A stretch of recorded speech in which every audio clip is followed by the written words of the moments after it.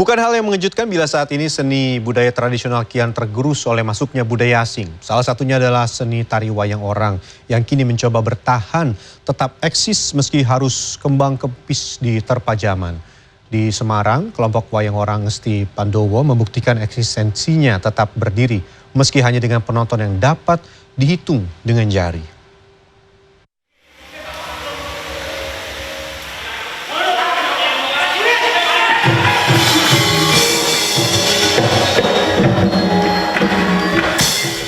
Setiap Sabtu malam atau malam minggu jadi waktu yang tepat bagi kelompok wayang orang Ngesti Pandowo di Semarang untuk mencari nafkah.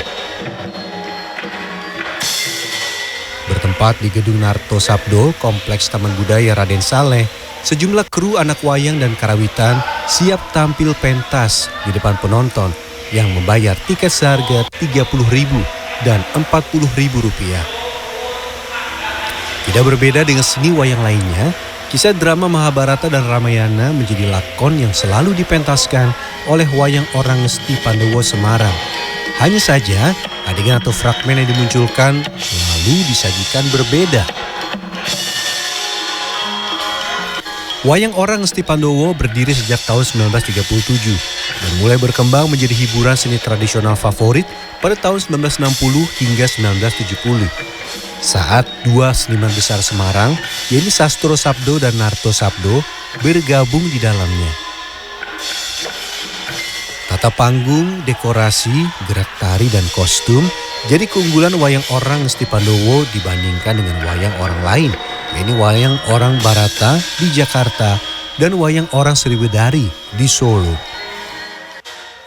Namun, zaman kini berubah. Seni wayang orang tidak lagi menarik dan makin ditinggalkan oleh generasi penerus.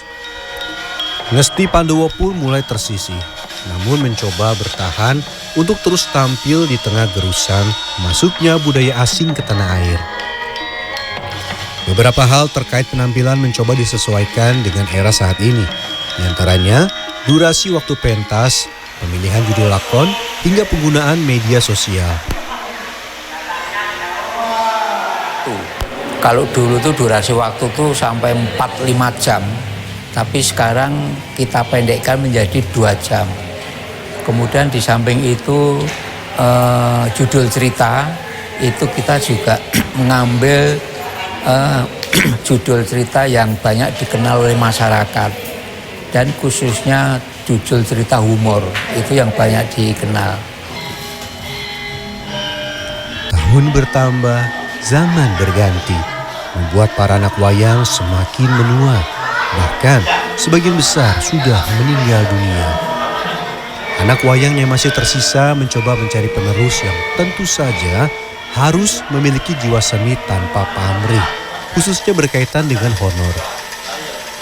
Bisa dibayangkan bila setiap kali pentas, kru anak wayang dan karawitan yang terlibat sebanyak 70 orang.